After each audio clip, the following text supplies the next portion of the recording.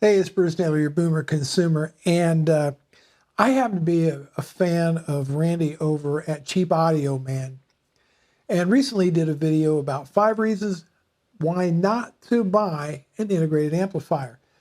Now, back in the 1970s, when I first started getting into audio, integrated amps were the king of hi-fi. Separates were there, but integrated amp is where it was at.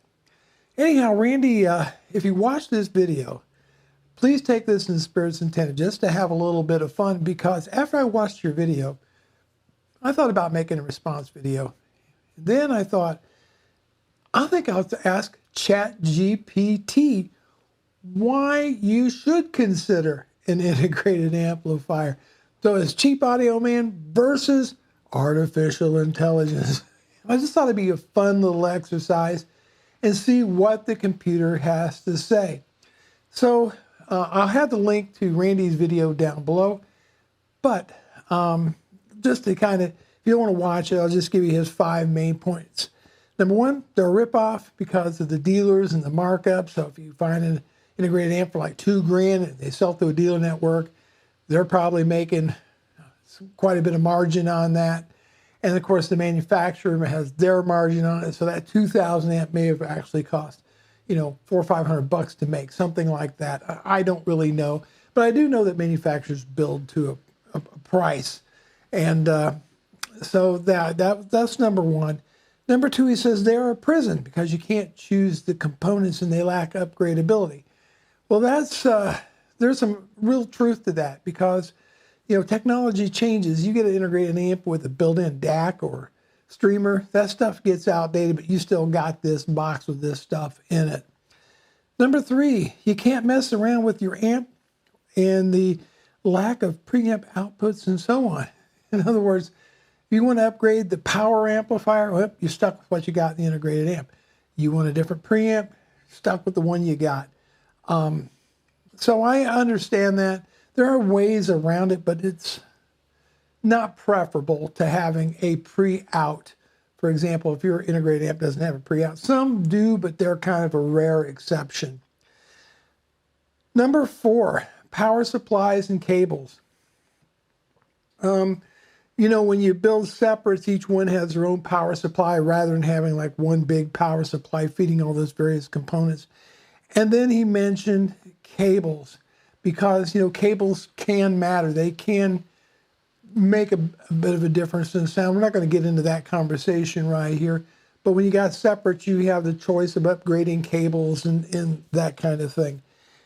And number five, they do get outdated. And as we mentioned in his other reason that they're a prison, they can. DACs are constantly evolving, changing, getting better all the time. If you have a built-in streamer, it may look lovely today, but it may be an outdated piece of tech in 4 or 5 years, and you're stuck with what you got.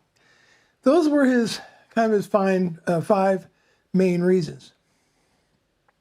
So what I did is I went to ChatGPT just for fun, and I said, hey, give me 5 reasons you should buy an integrated amplifier. So here we go. Randy versus artificial intelligence.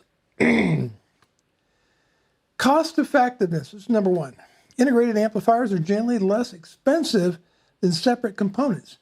By combining the preamp, power amp, and other components into a single unit, manufacturers can save on production costs and pass those savings on to consumers. That is, if you're obviously dealing in direct to consumer and don't have all the middlemen involved. But yeah, I get it. That does make sense. Because you are passing along, you are picking the components, but you're building to a price point, right?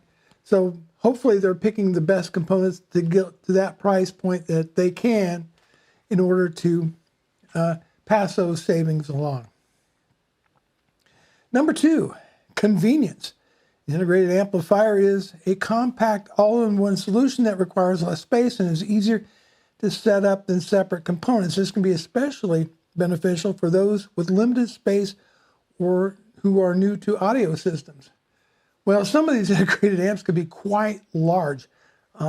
Macintosh, they've got a 75-pound integrated amplifier. It's a massive beast. Even my Yamaha AS501 is a beefy size machine, but you can get integrated amps in various sizes. You got some that practically fit in the palm of your hand, all the way up to enormous beasts.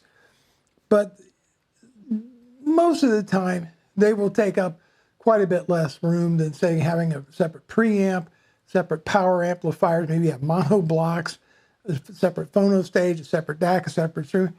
Yeah, you get the idea. You are taking up a lot of shelf space with those various components that may be built into one unit.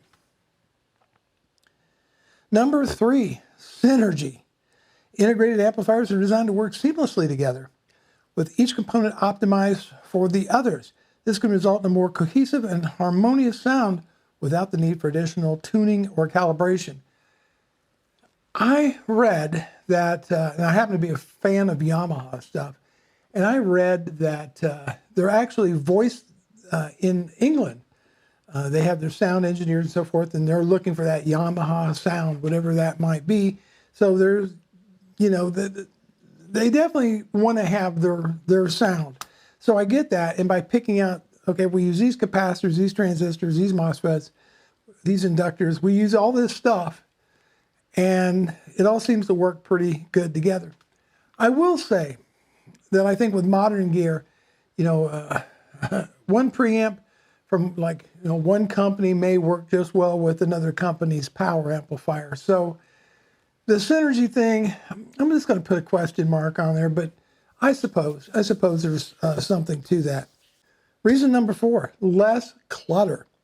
With an integrated amplifier, there are fewer cables, power cords, and other components to deal with. This can result in a neater, more streamlined setup that is easier to maintain and keep organized. Yeah, you know, when you get into hi-fi and you start adding all this stuff, you know, turntables, DAC, streamers, all this stuff, it just becomes a nightmare of cables and wires and so forth back there. Mine looks like a rat's nest back there.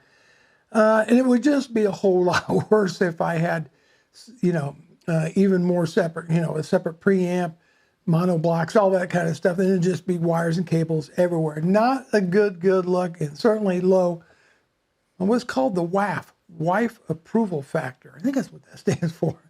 My wife don't want to see any wires at all.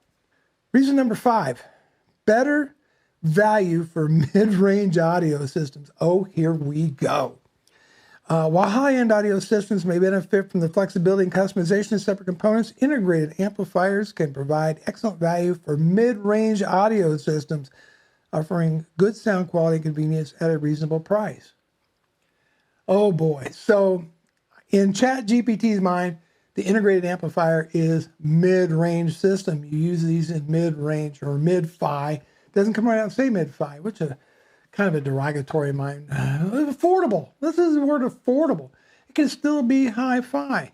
What you paid for it is how it sounds to you, right? I think it's very important that that we keep in mind affordability and the price to performance ratio, because there is a law of diminishing returns on things like amplifiers and preamplifiers. There is. You can just spend crazy amounts of money for not that much more improvement.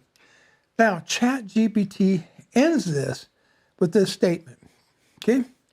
It's important to note that separate components can provide greater flexibility and customization, and may be a better choice for high-end audio systems that require specific components to achieve a desired sound.